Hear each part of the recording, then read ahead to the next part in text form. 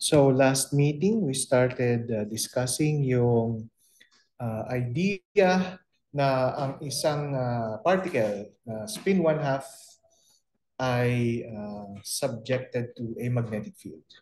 Okay, so at rest yung particle na ito, which means na hindi natin kailangan consider yung kinetic energy ng particle. Okay. Iwan mo na lang bukas, mainit. Di ba kayo nainitan? Iwan mo na lang bukas. Thanks. Pag nilamig na lang kayo mamaya, namigas na lang kayo. And then ang ginawa natin is we assume the magnetic field that is along the z-axis tulad nung nakalagay dito. Tapos sinet up din natin yung Hamiltonian corresponding to yung magnetic field na yan. Nakita natin na yung Hamiltonian has this form. So ito yung Hamiltonian matrix corresponding to a particle of spin 1/2 subjected to magnetic field. Ngayon, tinignan din natin yung tawag dito, time evolution nung particle na yan. Kasi syempre, as it is subjected to tawag dito, to the magnetic field, syempre gagalaw yan. So meron siyang motion as it chooses, sabihin natin, to spin up or to spin down. And we can describe yung evolution na yan through the time-dependent Schrodinger equation. Sinulat natin somewhere. Sinulat ba natin? Hindi yata natin sinulat. So yung time-dependent Schrodinger equation ng IH bar partial with respect to t nung chi equal sa Hamiltonian ng chi. Okay. So, sinabi natin na ang solution ng time-dependent na Hamiltonian, solution ng wave function ng chi is given by this equation. Okay, and we can write it in matrix notation in this way. And yung A and B are, anong tawag dito? Are coefficients, okay, na i-determine natin at t equals 0. Well, actually, ang ginawa natin is we assume the value for A and B. Sinabi natin na yung A is cosine alpha over 2 and B is sine alpha over 2. Where alpha is a fixed angle. Okay, hindi pa natin naintindihan kung ano talaga itong angle na ito, but in a little while, magiging klaro na sa inyo ito. So if we replace ngayon yung A and B with these quantities, we get this wave function. And then ang last na ginawa natin was to get the expectation value of S of X. Okay, at nakuha natin na yung expectation value ng S of X is given by this equation, h bar over 2 sine alpha cosine ng gamma times beta times t. Now, okay, ngayon tutuloy na natin. Now, whenever we have this form, okay, every time we have this form ng equation, okay, alam natin, especially kung merong time dependence, okay, that we can write that as cosine omega t. So which means na yung omega is gamma beta naught. So it's some sort of, yung gamma beta naught is an angular frequency, okay, na kung ano man yung umiikot ay magiging obvious din in a little while. Okay? So ngayon, ang next step is to determine yung expectation value ng y component ng spin. Tulad ng ginawa natin last time, okay, kinuha natin yung adjoint Hermitian ng chi, okay, times sy operating on chi of hierarchy.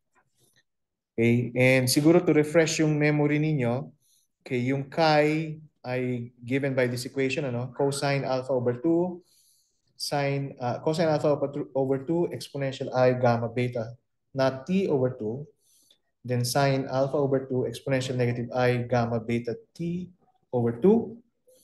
Okay, yung adjoint yan, yung Hermitian yan is yung magiging row matrix, di ba? Tapos kukunin niyo yung complex conjugate ng imaginary numbers, right?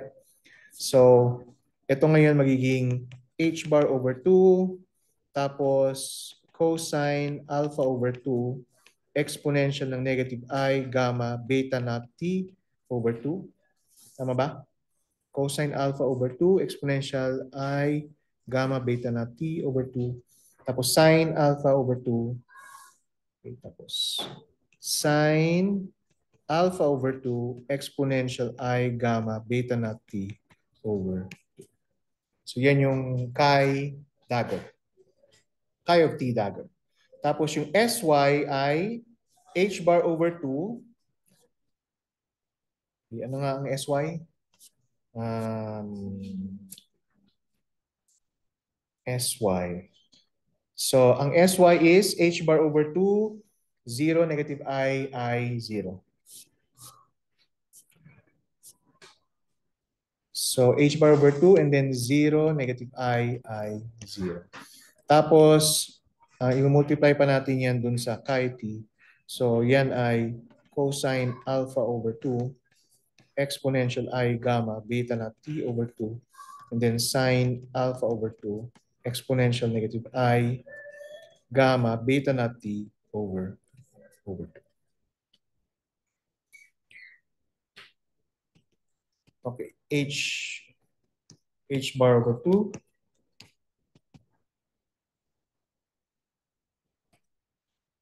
Okay, so anong magiging sagot dito ngayon? So 0 times, so unahin muna natin ito, no? Cosine alpha over 2 exponential negative I gamma beta naught t over 2 sine alpha over 2 exponential I gamma b naught t over 2. Tapos,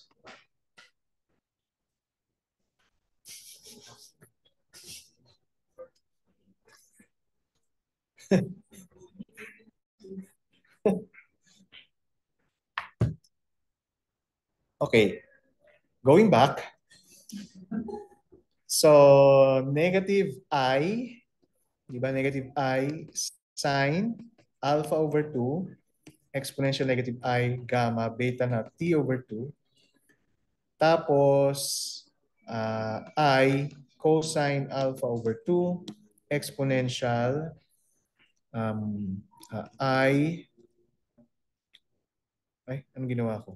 Tama. Exponential I gamma b naught t over 2. So, h bar over 2. Okay. Tapos, anong makukuha natin dito? Negative I sine cosine, di ba?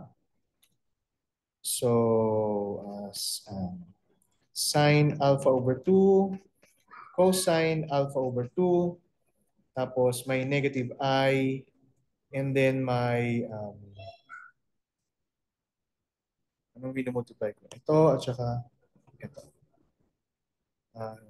Exponential negative I gamma b naught t.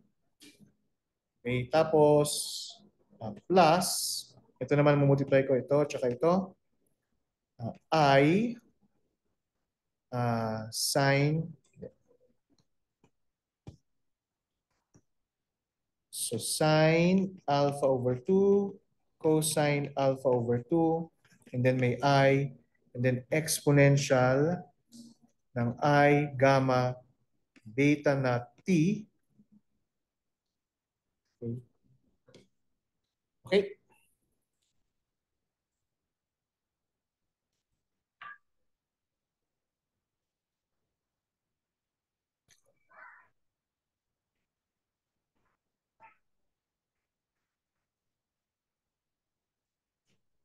So this will be equal to h bar over 2.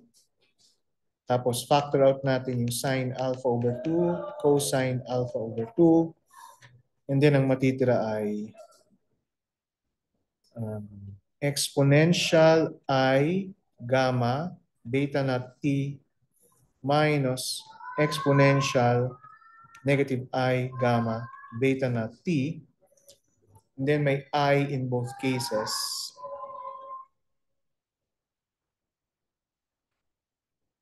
Okay, so may I dito. Okay, and we know na, di ba, pag if this is divided by 2i, magiging ano siya? Sine gamma beta naught t. Right? So pag nag-divide ako ng 2i dyan, mag-multiply din ako ng 2i dito. At anong mangyayari? So itong term na ito nasa brackets ay sine gamma beta naught t. Tapos I squared is -1. Tapos may 2 ako. 2 times ito. And that will give us, so negative h bar over 2 cosine, sine. Sine alpha. And then sine gamma beta naught. Okay, so yun yung expectation value ng y. Yung y component ng angular momentum in square.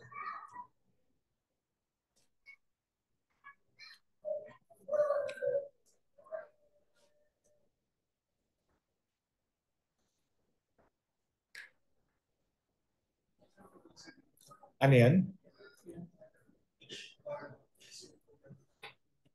Hindi siya na-cancel kasi ito, yung 2 na nandito, gagamitin mo yan dito eh. Yung identity. Di ba?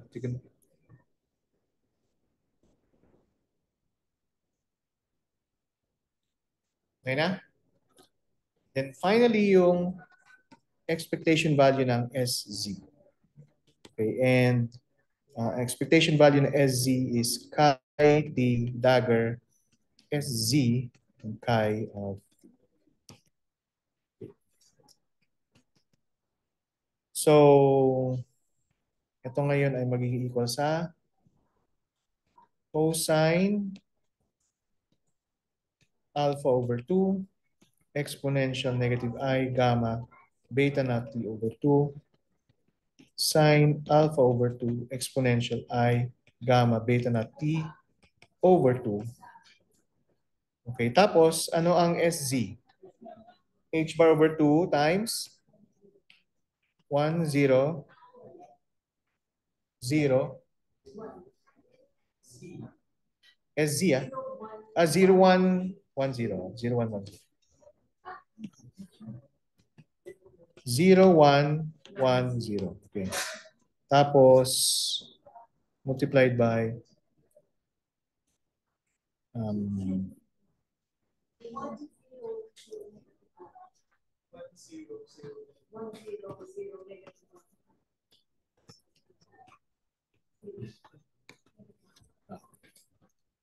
alam ko yun eh. Tinitignan ko lang kung oh, nakikinig ko.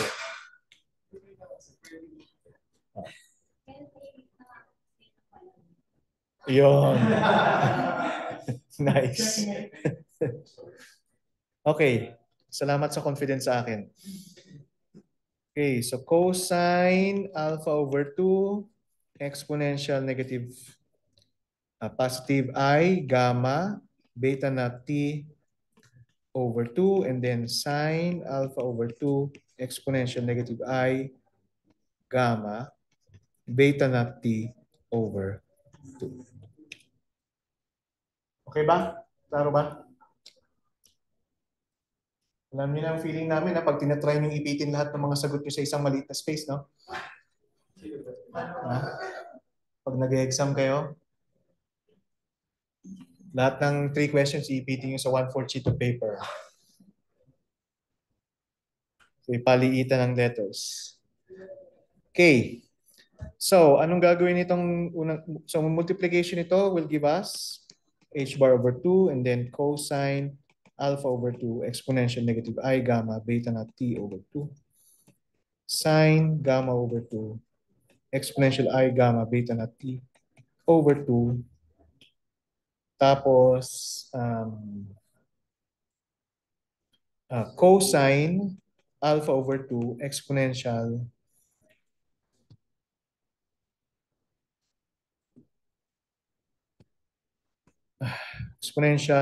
I gamma beta naught t over 2 and then sine alpha over 2 negative exponential negative I gamma beta naught t over 2.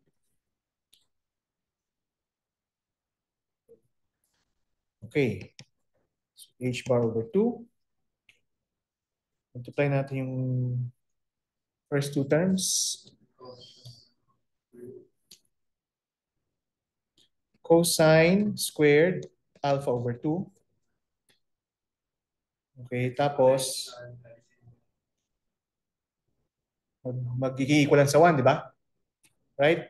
Ito multiplied by that is just 1. Tama? Tama?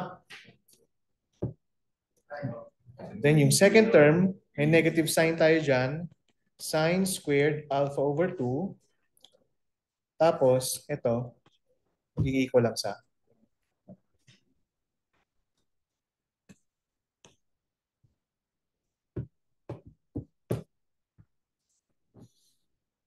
Okay, saan equal yung ano na yan?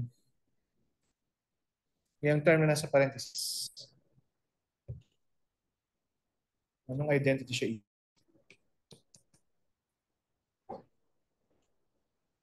Cosine alpha.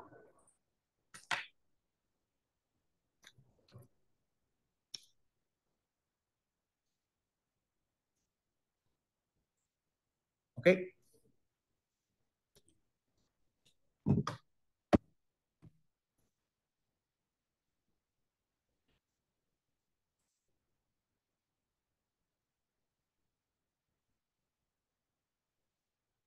Okay na? Okay. So, just to sige, copyhin niyo muna.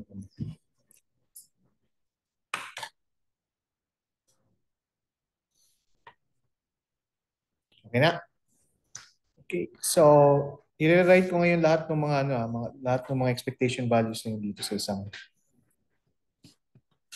So, h bar over 2, ano yun? Cosine alpha.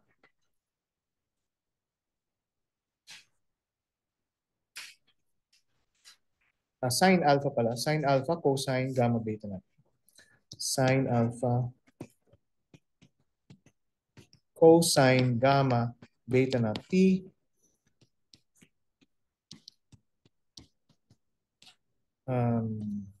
Sine alpha, sine gamma beta na t. And then ito ay cosine alpha. H bar over.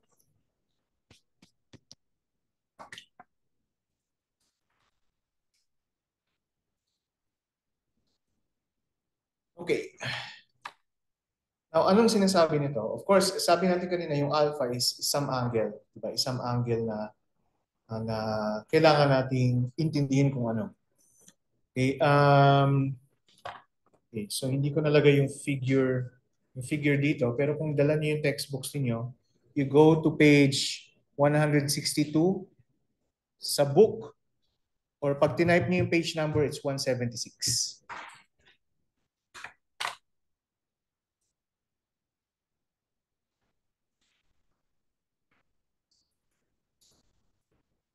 Okay. So 162 sa book.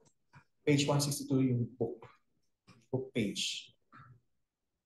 176 pag tinype nyo lang yung. So ano nakikita nyo? Yung meron diyang ano, di ba? Parang inverted na cone. Yes? Exactly. Figure 4.7. Okay? Now, kung isipin niyo ano ba SZ? It's the spin along the z-axis. So if you have that axis, x, y, and z, so along the x-axis, along the z-axis, yung z component ng spin has an angle with respect to the z-axis. Okay, at yung angle na yon ay alpha. Okay. Mas maganda yata kung, sige na nga, bigyan niyo akong konting time. Tapos,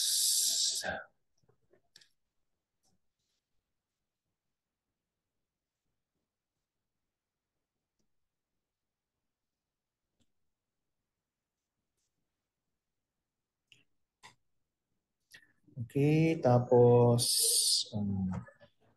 figure, yun.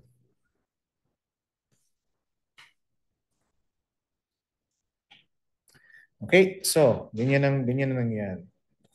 Okay, so yung z component ng spin ay merong angle with respect to with respect to the z axis. Kung ito yung alpha na i-define natin. Kung ito yung alpha na i-define natin, so yung z component ng spin ay okay. So somewhere here. Or ito pala, sorry. Z component nga siya. So, yan yung Z component. Okay, now, kung titignan niyo yung Sx squared plus Sy squared, magiging equal na lang siya sa h bar over 2 sine squared alpha. Pag kinuha niyo yan, yung square root yan, it's just h bar over 2 sine alpha. Yan ang sine alpha is yung tawag dito opposite, di ba? Opposite ng angle. So kung ito yung angle na alpha, so ito yung term na ito. Okay? Okay, so ito yung z component and then ito yung sum ng square ng expectation value ng x at saka ng y. Okay, so meron kayong triangle dyan. Okay, so ito yung angle na alpha, ito yung adjacent, hypotenuse, and then opposite. Okay? Now, ano tong mga terms na nandito? Well, yan ay components on the xy plane. Okay? So components yan along the or on the xy plane. And the way to make sense of this is sinabi nga natin kanina na itong term na yan is the angular frequency. So yung arrow na yan, ay umiikot along the xy plane. Okay? So kung ikukunin niyo na lahat ng expectation value ng total momentum, which is sum ng expectation value ng Sx, Sy at Sz, yan na yung line na to. Okay? Ang nangyayari dun sa line na yan is umiikot siya. Okay? So nagpe-precess. Ang tawag natin diyan nagpe-precess. Okay, so ang tawag diyan sa precession na yan is the Larmor precession. And siguro that's one way to make sense of yung spin nung mga particles na spin 1/2. Okay, so tinanong ni Charles yan last time, di ba? Paano mo i-visualize? So this is how we visualize yung spin. Okay? If it undergoes a magnetic field, okay, that is along the z-axis. So along the z-axis, umiikot lang yung spin na doon. Okay. Okay, at yung frequency ng pag-ikot niya is given by this. At ang tawag natin dyan ay Larmor frequency.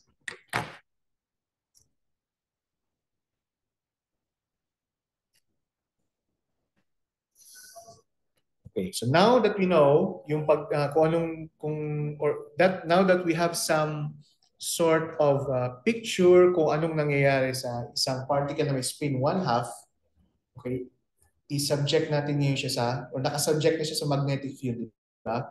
Pero ang gawin natin is kumuha tayo ng mga spin 1/2 na particles, padaanin natin sa isang inhomogeneous na magnetic field.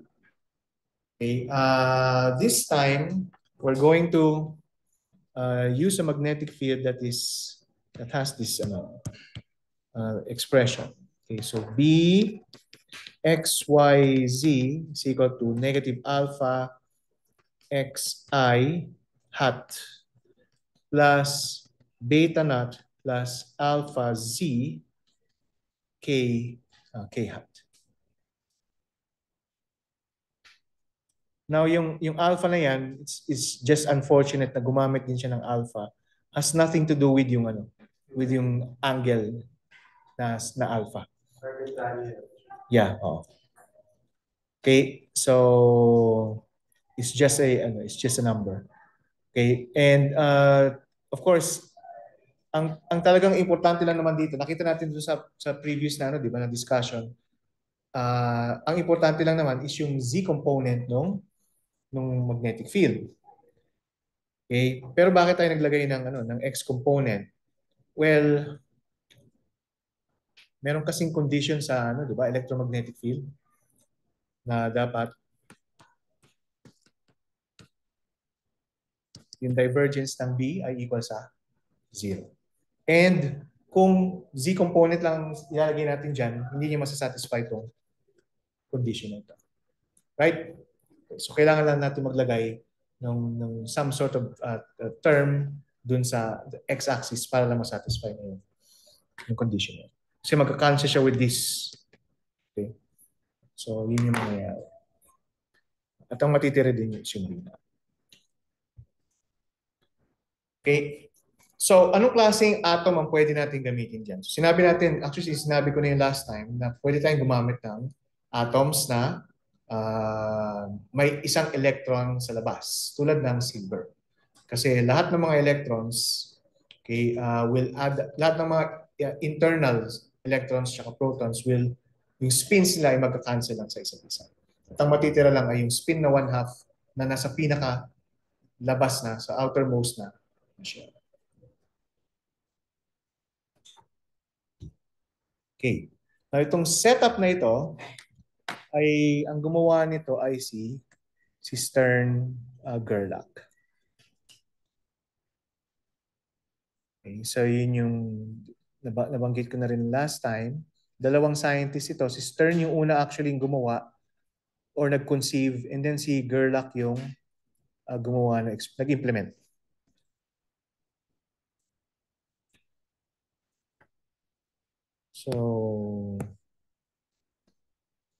So, basically, ganyan ang itsura ng aparatus ni Stern at Gerlach. Okay, so meron kang atoms na papadaanin dito, okay, dun sa magnet. Okay, at dahil nagbe-behave sila quantum mechanical. At least sina-expect natin sila mag-behave quantum mechanical.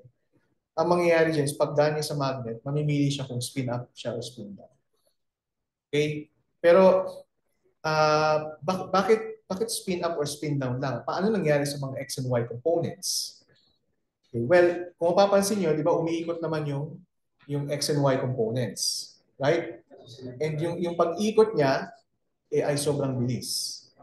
Okay? Sobrang bilis na pag in-average out mo yung effect ng mga yon, zero yung spin.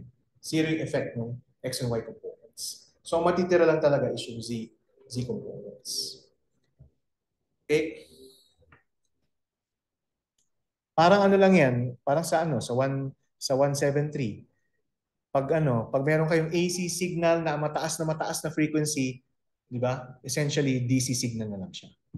Okay? So, and kung yung level ng AC signal na yun ay nasa zero, the zero din yung average niya. Okay?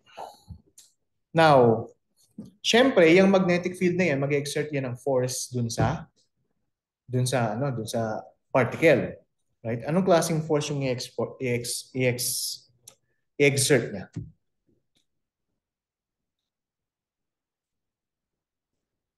So if the potential energy, tulad nung na-derive natin last time, is mu dot B,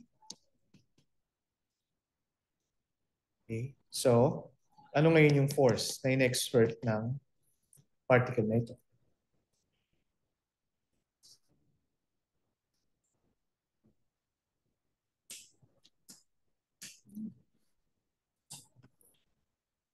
Naku, fundamental physics. Negative gradient ng U. Tama.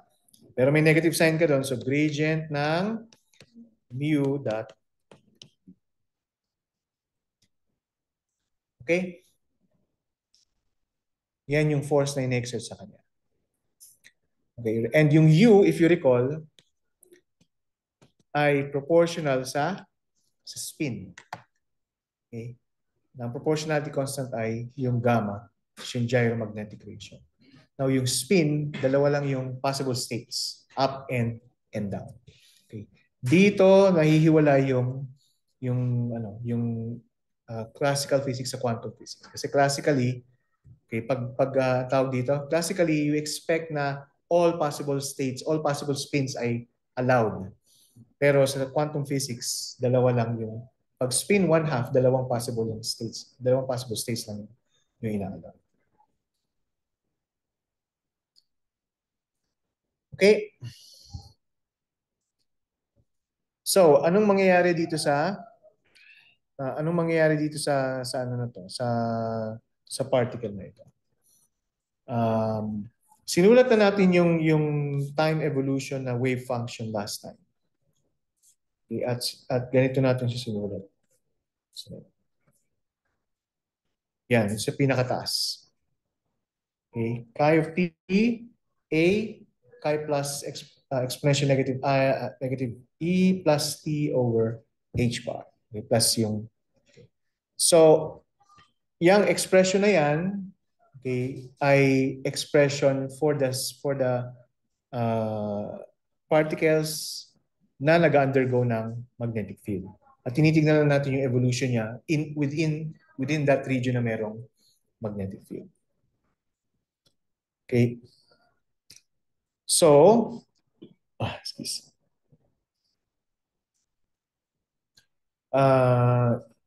So isulat din natin yan doon. Dito na sa next page. Okay, so chi of t is equal to a chi plus exponential negative I e plus t over h bar plus b chi minus exponential negative I e minus t over h bar. Okay, tapos yung time dito is between 0 and some finite time na capital T. So 0 pagpasok niya dun sa magnetic field and yung capital T is yung paglabas niya dun sa magnetic field. Okay, so in other words, ito yung nagko-correspond sa T equals 0 and then ito yung nagko-correspond sa T equals capital.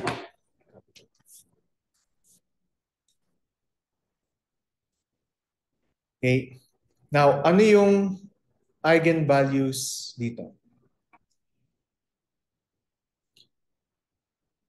So titignan niyo lang yung magnetic field, di ba?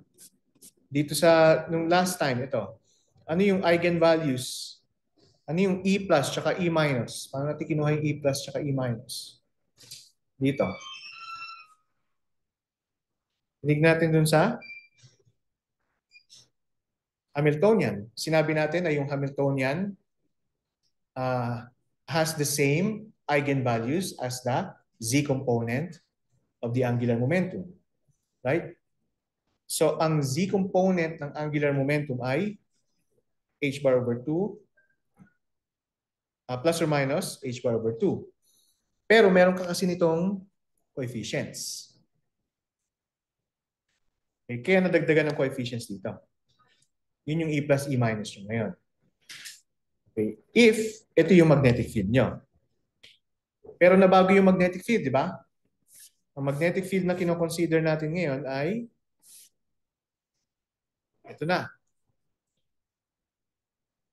Right? Right? So, yung sinabi natin, wala naman tayong pakialam dyan, ito na yung magnetic field na i-consider natin.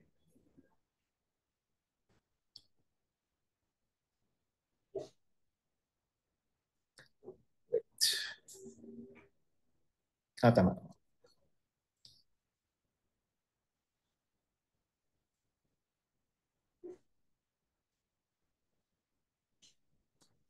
Okay, so ano yung Hamiltonian ngayon corresponding to that? So kung sulat natin yung Hamiltonian, equal yan so babalikan natin yung notes natin, ano? O yan, ano yung Hamiltonian corresponding to that? Hamiltonian is negative mu dot b. Okay. So, and mu is gamma S. Okay, so ang Hamiltonian is negative gamma B dot S. So kung babalik tayo dito, Hamiltonian is negative gamma B dot S. Okay, tapos negative gamma, yung BI, ang sabi natin na expression for B? Negative alpha X I hat plus B naught plus alpha Z K hat. And since tinitignan na natin yung Z component, okay, so dotted yan sa Z component. Okay, so ang mangyayari dyan is negative gamma B naught plus alpha Z SZ. So yung Hamiltonian nito is negative gamma B naught plus alpha Z times H bar over 2 times 1, 0, 0, negative 1.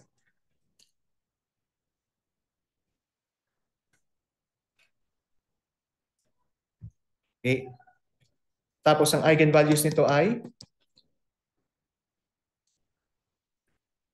yung coefficient nito, di ba? Times positive h bar over 2. So magiging negative gamma b naught plus alpha z h bar over 2. And then yung e minus is positive gamma b naught plus alpha z h bar over 2.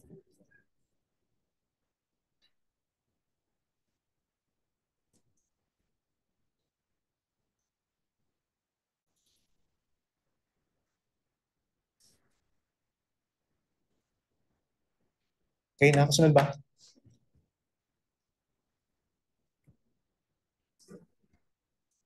Medyo alam ko ang daming nangyayari, ang daming steps, di ba? So, try nyo lang i-absorb kasi mas magiging komplikado pa yun. Mas magiging komplikado pa to kasi ito isang spin pa lang to eh. Pero what if you have an atom na dalawa yung nasa outermost shell niya na electrons. So meron ka isang electron na may spin 1/2, may isang electron ka na spin 1/2. Anong klaseng interaction yung gagawin nila? So mag-a-add na kayo ng angular momenta doon. Yun yung gagawin natin sa next na meeting, bukas. Okay? So, yan. Kailangan pag masyadong mabilis sabihin niyo lang, babagalan ko.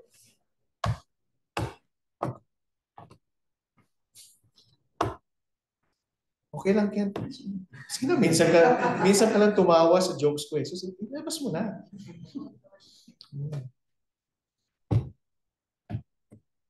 Okay. O, di i-replace na natin yung E plus saka E minus dito sa equation na yan.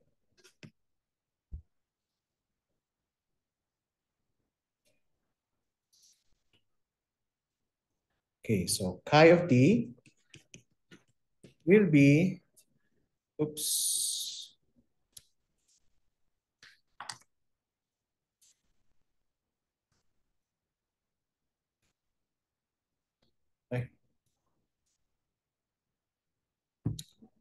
ay, good notes pala yun. Shoot. Teka, tignan ko kung share pa ba to? Share, and then nagre-record. Okay. Chi of t, A, chi plus, okay, exponential negative I. So ang E plus ay gamma B naught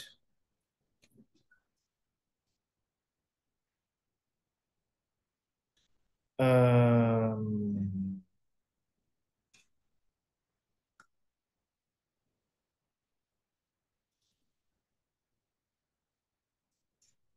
wait. Ano? Gamma B naught over 2 exponential I alpha gamma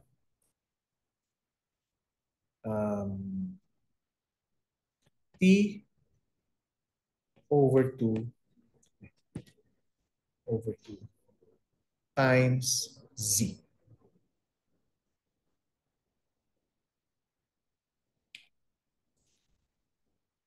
Z over. Okay, pinaghiwalay ko na yung two terms. Okay lang?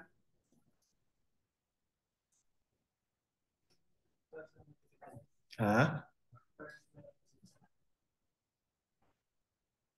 Actually, pareha silang positive I. O, kasi yung sa taas, negative.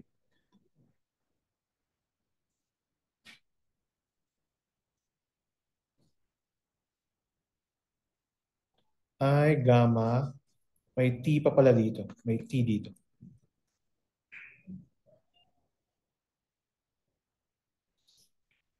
Okay?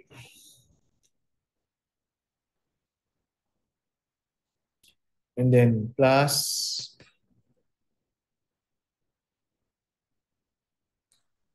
B chi minus exponential negative I gamma T B naught over 2 exponential negative I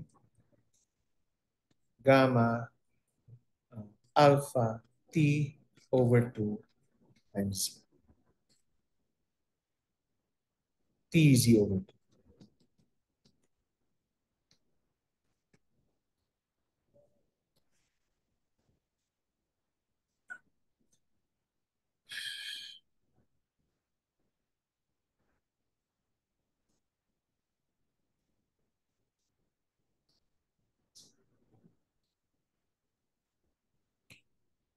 Okay lang? Now, yan yung nangyayari sa kanya within the magnetic field. Pero di ba paglabas niya sa magnetic field, yung time na yun is T equals capital T. So papalitan natin lahat. So at T equals capital T, lahat ng mga times na nandiyan dyan, ay papalitan natin ng capital T.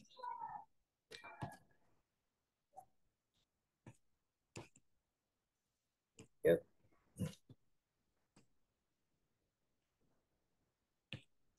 So gamma, capital T, B naught, alpha, T, capital T.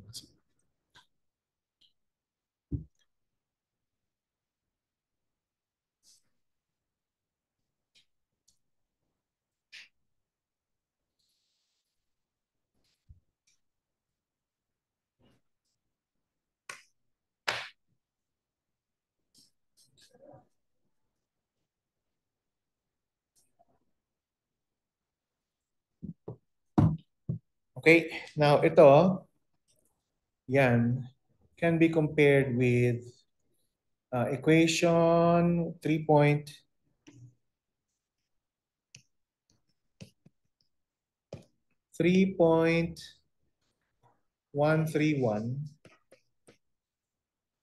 You know, equation 3.131 ay nandito.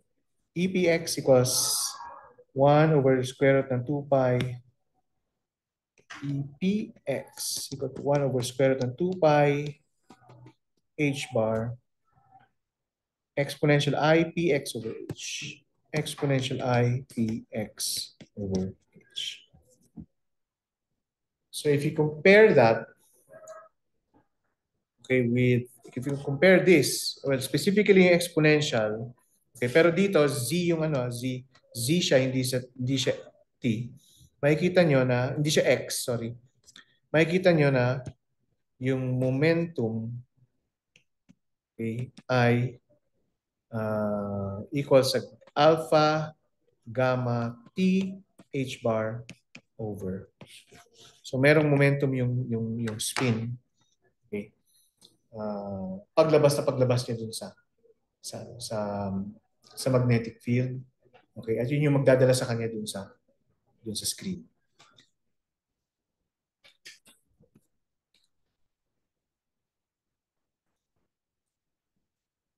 So ang mangyayari dito sa screen na to, so essentially meron kang screen dyan. Okay, magkakaroon ka ng splitting na paganyan. Ganyan yung itsura. And then dito rin sa baba. Okay. So mga beam yan ng silver atoms. Okay? Na pagdaan niya sa magnetic field, magsisplit siya. Okay? At yung itsura ng splitting niya ay ganyan. Yeah. Kasi inhomogeneous yung magnetic field. Okay, so siya yung momentum yung magdadala sa kanya dun sa dalawang. Sa dalawang. Okay? Yes. Ha? Saan ka kumuha ng isang electron? Okay, good. Actually, tama. Pwede ka maglagay ng isang electron. Ano bang spin ng electron? 1/2 din. Oh. So, exactly the same yung in-expect mong lalabas. So, kapag nag-shoot tayo sa electron, sir, hindi sa spin. Ganun din. Yes. So, parang pero hindi, parang nag-iiba yata eh. Hindi ako sure, pero parang nag-iiba yung ano. Kasi, syempre for silver atoms, mas mabigat siya. Di ba? Kumpara sa pag single electrons lang from an electron gun. So, ibig sabihin yung momentum ng silver atoms ay mas mataas kumpara sa momentum ng electron.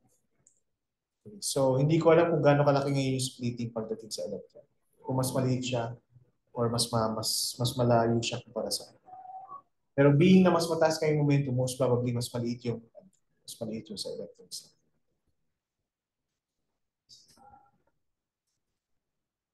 Yeah. Ano pang questions? Diba? So itong experiment na to is na uh, one proof ng quantum mechanical behavior lang ng mga particles na may spin. Now, what if you have other particles? Diba sinabi natin na yung ibang particles ay iba yung spin number. Like for example, yung photon, ang spin number niya is S equals 1. So ilan yung magiging splitting niya? So pag S equals 1, ano yung niya? Ano yung mga M values? Negative 1, 0, tsaka plus 1. So ibig sabihin tatlo yung splitting. Ito split siya into three years. Okay? So essentially yung number of number of split ends sana sasabihin ko ay 2s plus 1. Okay, so kung ang s is 1/2, ang number of splitting mo ay 2 times 1/2 plus 1. Pag s equals 1, ang number of splitting mo ay 3. Okay, so 2s plus 1. Depende sa spin number. Depende sa particle. Okay. So anong kailangan yung tandaan dito? Aside from syempre yung idea na nagsispin, na may precession yung spin. Yung idea ng yung concept ng Stern-Gerlach experiment ay maganda rin na matandaan at ma-appreciate because it's one of the experiments that proves yung quantum mechanical behavior ng mga particles. Pero in terms of yung mathematics, okay, tawag dito, yung mathematics is basically the same. Okay, and we can show that by solving problem 4.33. So kung titignan niyo dun sa book, problem 4.33,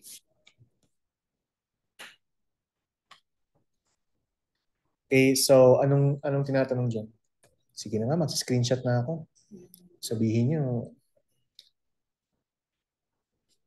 tamad-tamad ko.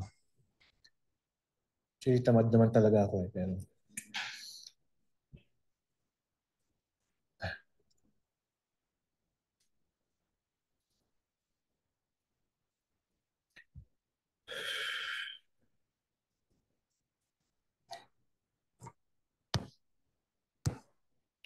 okay, so ito yung problem 4.33.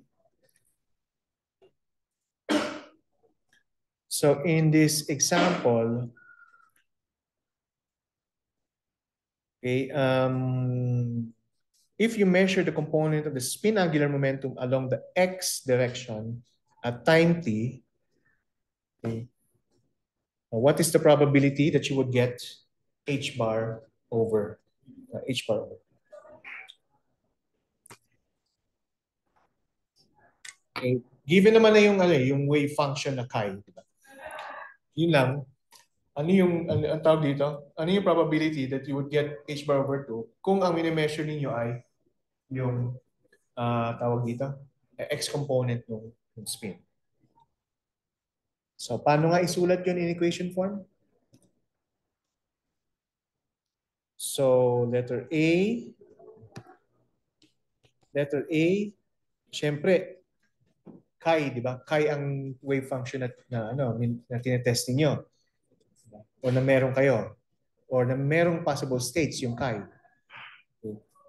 Tapos, ang mi-measure nyo yung x component. So, pag sinabing x component, and then, ang plus h bar over 2 is spin up, di ba? Spin up ng x component. Tama ba? Tama? Okay, yan yung eigenvalue. So, spin up siya. So, plus, and then x. Pero, remember, pag nauuna siya, ang kinukuha nyo yung conjugate. Complex conjugate, tsaka tawag dito yung... And then, dahil probability siya, kukunin nyo yung square niyan.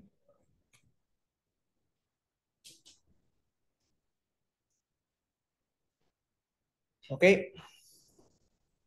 So, mamaya na natin square. Ganyan muna. Ano ang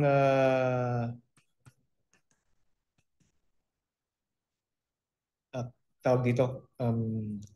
Spin up ng x component ng Sx.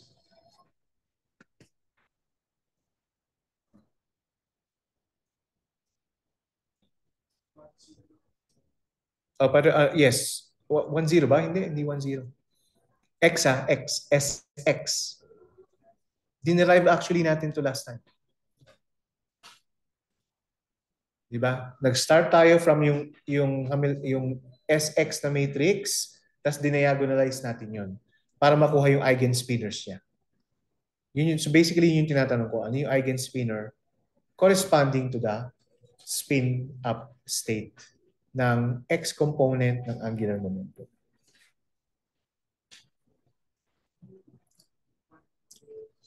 One over square root of 2, 1, 1.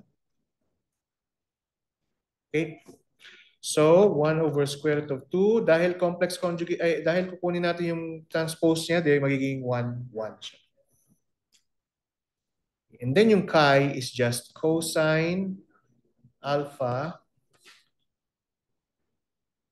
over 2 exponential I gamma beta naught t over 2 tapos sine alpha over 2 exponential negative I gamma beta naught t over 2.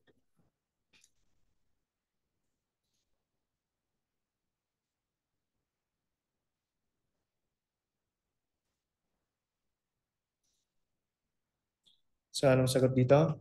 1 over square root of 2 tapos cosine ng alpha over 2 exponential I gamma beta naught t over 2 plus sine alpha over 2 exponential negative I gamma beta naught t over.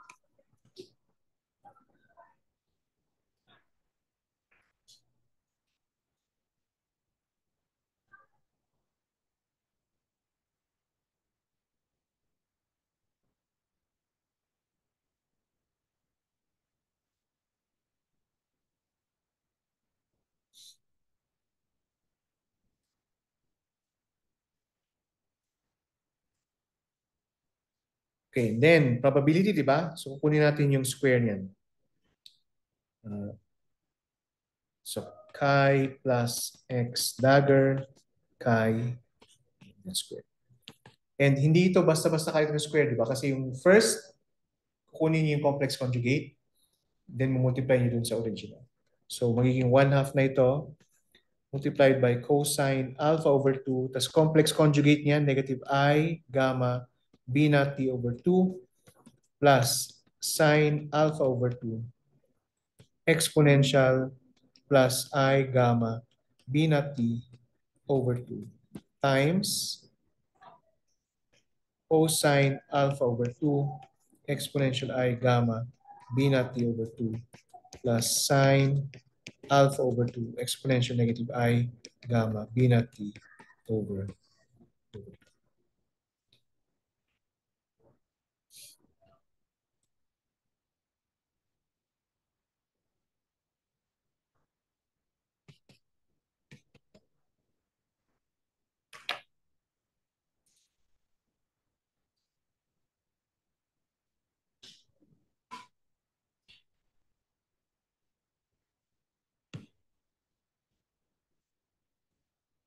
Okay?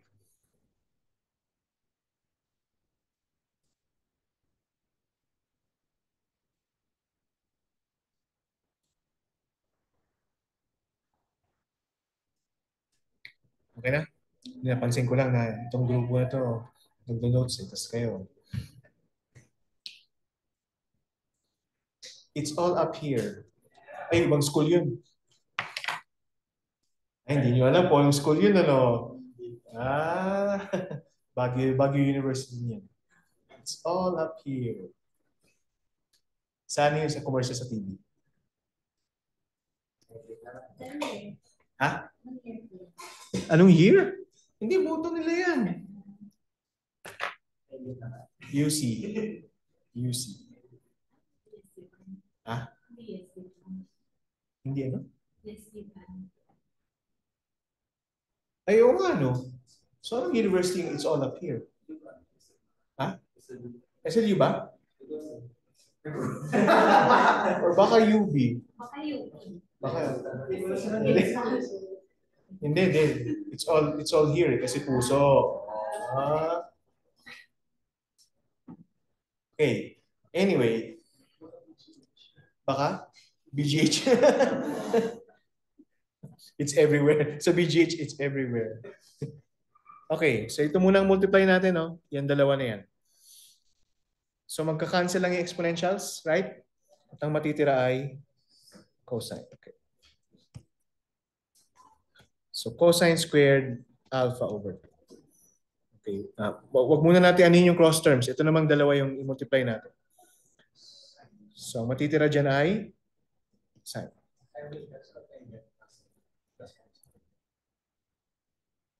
Okay. So plus sine squared alpha over 2. Okay. Ngayon mag-cross terms tayo. Ito. So plus ano magandang unahin? So sine alpha over 2, cosine alpha over 2, tapos exponential negative I gamma b naught t. And then ito naman, kita ba pag dilaw? Hindi kita pag dilaw. Favorite color ni Jana. So, again, sine alpha over 2 times cosine alpha over 2 pa rin, di ba? Pero magdadagdag, i-multiply natin yan by exponential I gamma beta naught t over 2. So, common factor yun dun sa last two terms, itong I gamma beta naught t. Okay lang? Naintindihan niyo kung paano nangyari yan?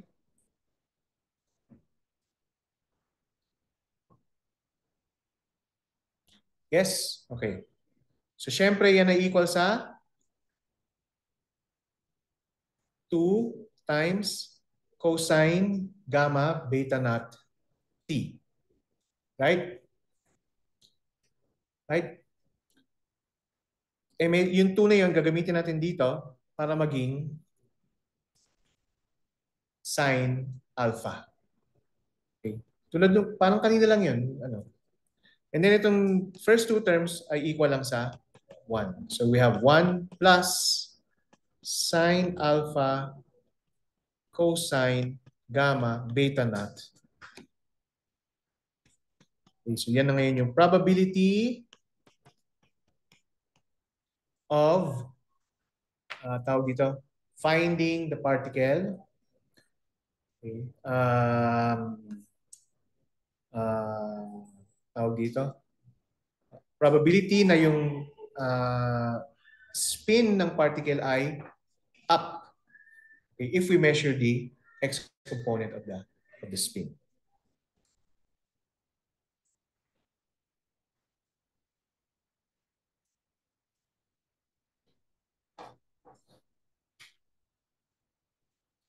Now, pansinin niyo na merong time component. So again, this is omega t.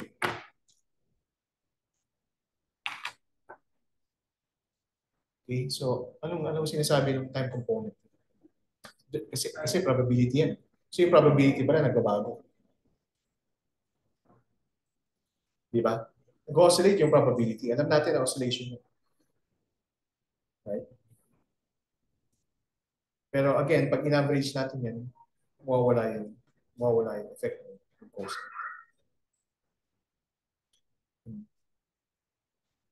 So yun yung idea. Okay, next question. Same question but for the y component. Now, alam na ba natin ang eigenspinors ng y? Sinolve na ba natin yun? Or sinolve yun na ba? Actually, hindi pa natin sinolve, ba? Right? Nagpahapyaw lang ako last meeting na baka lumabas sa exam.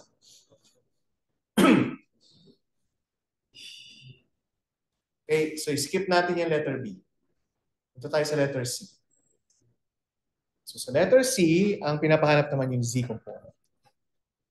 So anong probability na tawag dito? If we measure yung Z component and spin angular momentum, okay, what is the probability that you would get H bar over 2? Spin up. So in this case, chi plus and then dagger. Hindi natin lalagyan ng Z kasi, di ba, ginagawa naman natin. O yan naman ang convention natin na symbol for the Z component. So ano ulit ang ang spin up ng Z component?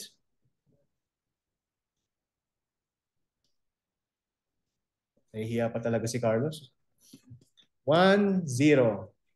Diba? So, 1, 0 times cosine ng alpha over 2 exponential I gamma beta na t over 2 and then sine alpha over 2 exponential negative I gamma beta na t over 2. Okay, medyo straightforward. Yan lang ay equal sa cosine alpha over 2 exponential I gamma b na t over 2.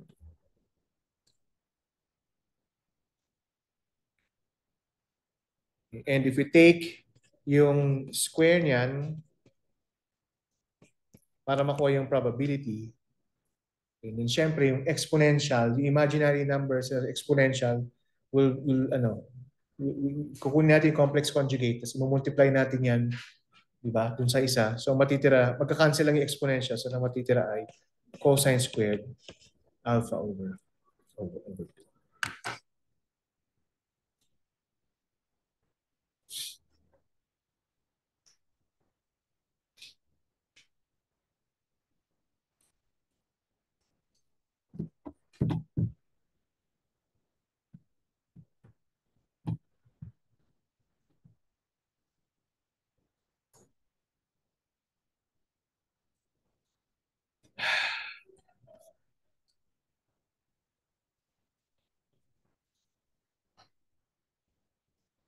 Questions?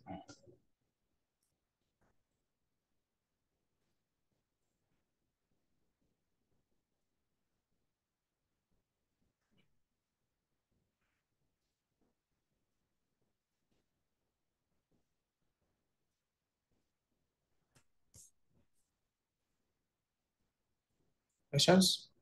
Wala? Anong...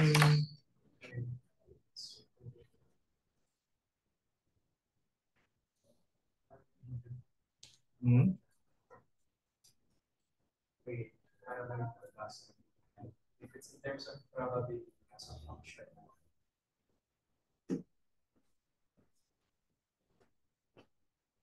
Paano ito pag no. Pag probability but there's no but function po siya or hindi siya kailangan mo lang syempre ano lang yun. Number lang yun, arbitrary number yun.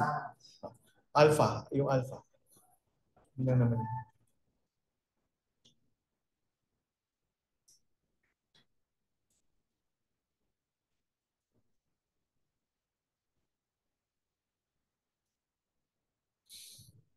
Okay.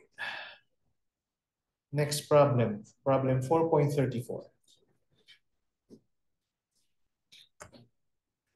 Okay.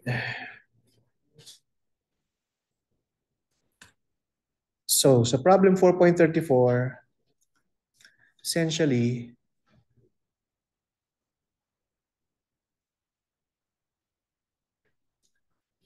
okay,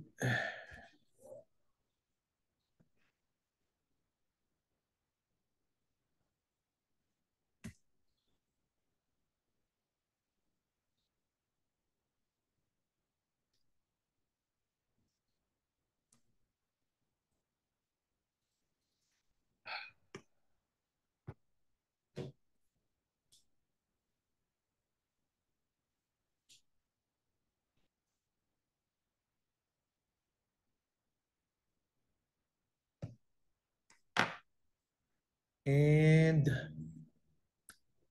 ano na nga?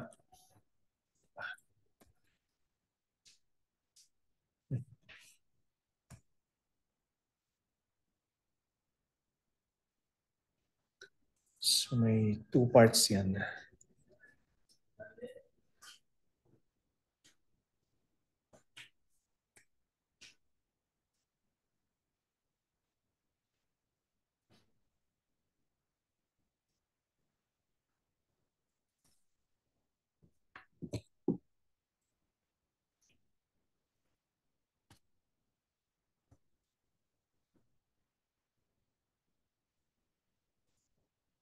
Construct the Hamiltonian for this system.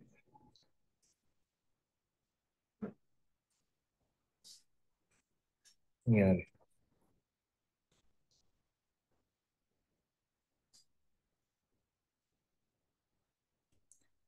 Okay. So, given yung electron, okay, na nag-undergo sa ganyang magnetic field, ano yung Hamiltonian?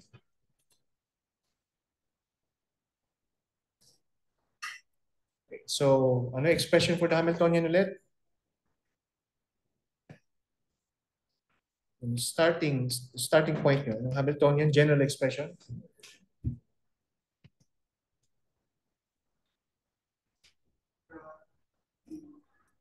Ha?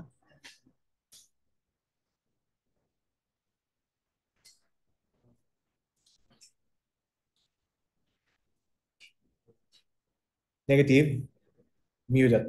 Negative mu dot. Ang mu is gamma times S. Now, ang S of course is X, Y, Z, di ba? I hat, J hat, K hat. Pero yung magnetic field nyo is K hat lang.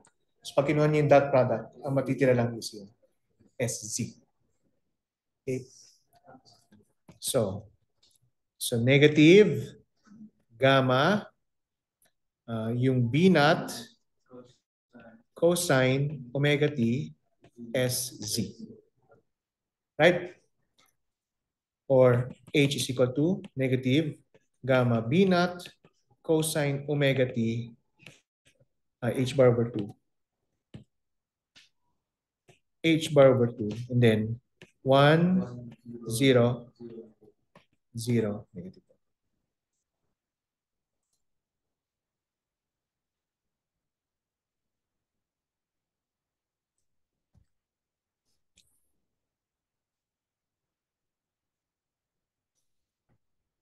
Okay. So the electron starts out at t equals 0 in the spin-up state with respect to the x-axis.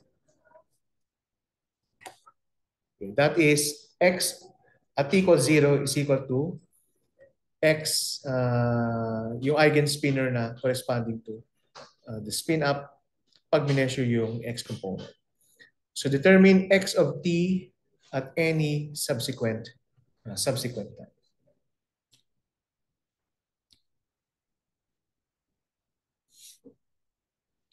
Okay? So hindi natin pwedeng gamitin yung expression before kasi yung iba yung initial condition. Okay?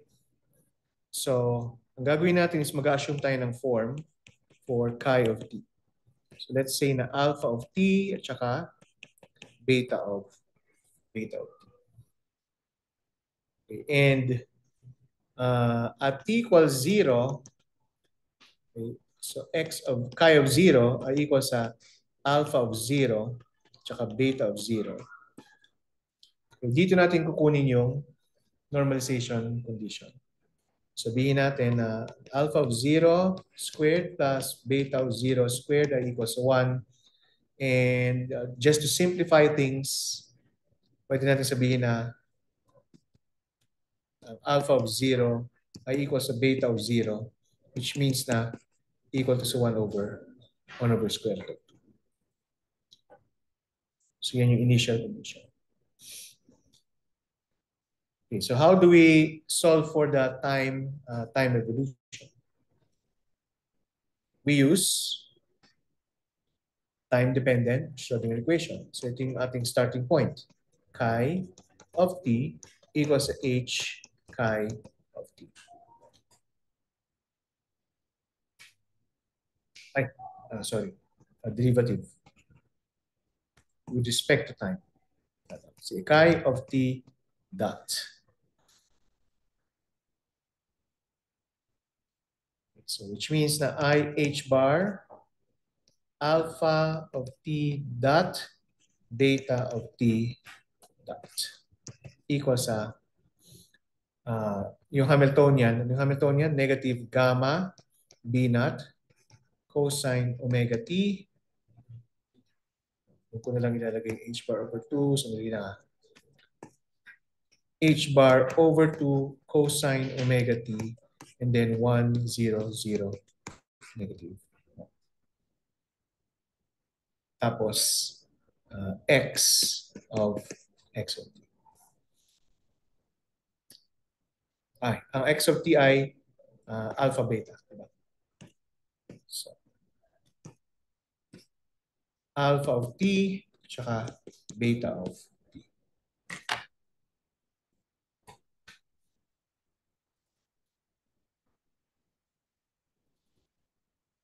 Okay.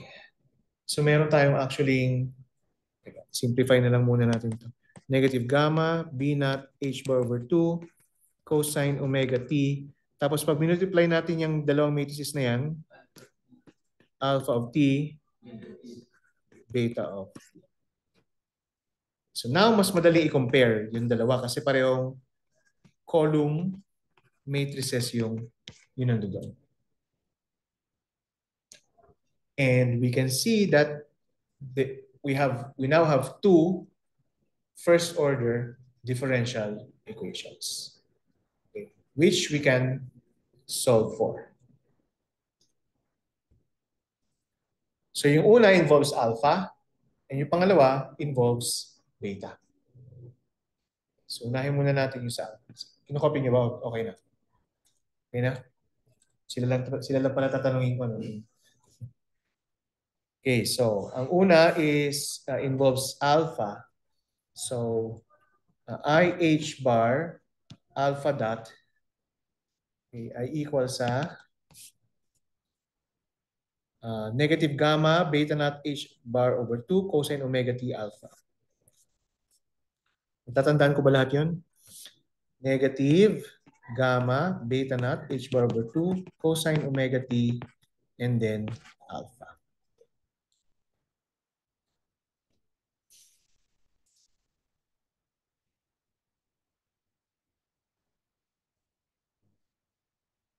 So alpha dot ay equals sa, lipat ko lang yung IH bar sa kabila. Cancel yung H of course. And then yung I, pwede natin ilagay sa taas. So I beta naught, I gamma beta naught over 2 cosine omega t, okay, alpha. Or since ito ay d alpha dt, ito ay d alpha dt, so pwede ko na ngayon siya sa isulat as d alpha over alpha equals sa I gamma beta naught over 2 cosine omega t dt.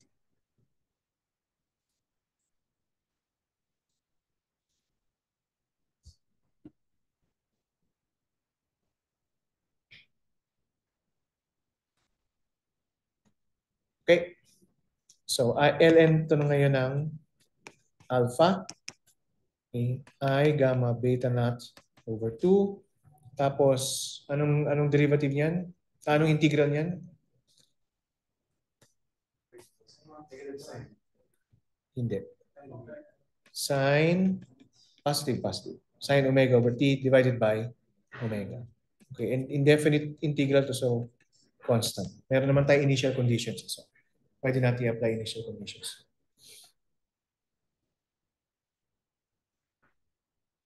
And para makuha yung alpha,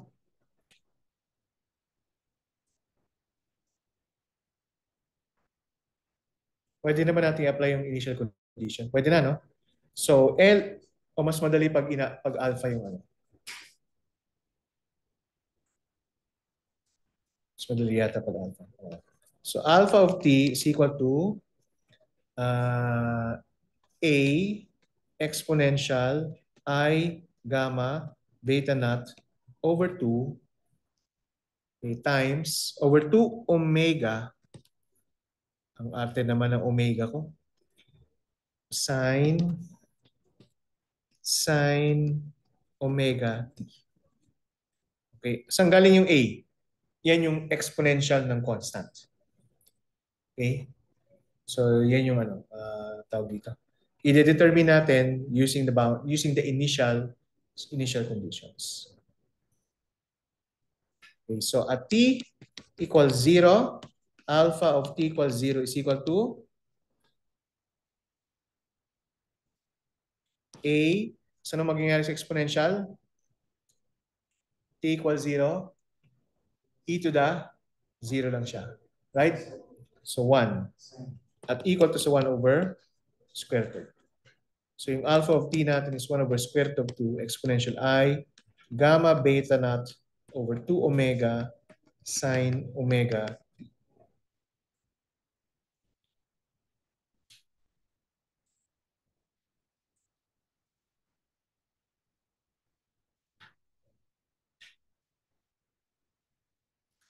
Okay, next. So, meron tayong alpha and then susunod ay beta.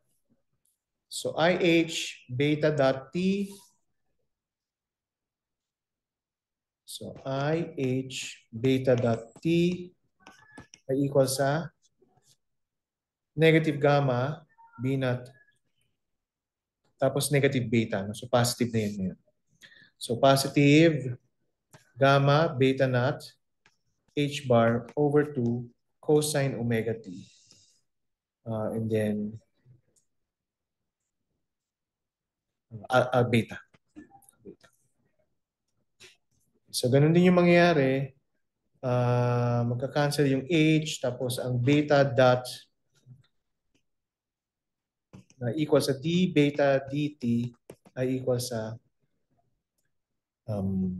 negative I gamma beta naught H bar over 2 cosine omega t beta. So d beta beta ay equal sa negative I gamma B naught H bar over 2 cosine omega t dt. So this will become ln ng beta. Ito naman ang exponential negative I. Ay, wala pa. Masyado ako advance.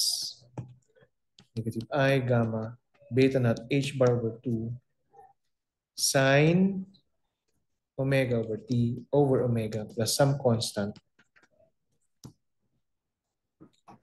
So beta of t ay equal sa exponential or b times exponential negative I gamma beta naught. Ay, bakit may h bar doon? Cancel na nga yung h bar, di ba?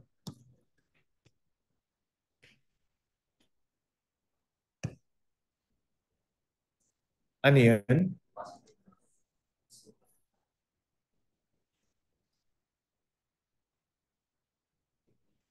Cosine I. Positive sign. Bale, yung derivative ng cosine is negative sign. So pag in-integrate mo yung sign, doon lalabas yung negative. Beta naught over 2 omega sine omega t. Okay, and t equals 0, beta at t equals 0 ay equal sa b, which is equal to 1 over square root of. So this is 1 over square root of 2 exponential negative I gamma beta naught 2 omega sine omega.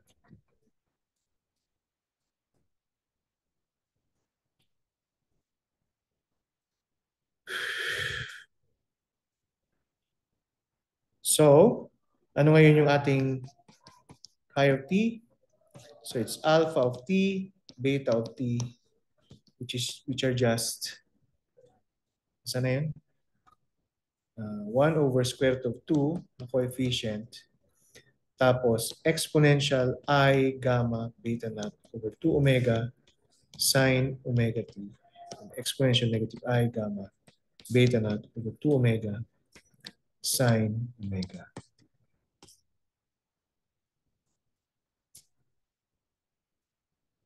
So yan yung ating x alpha.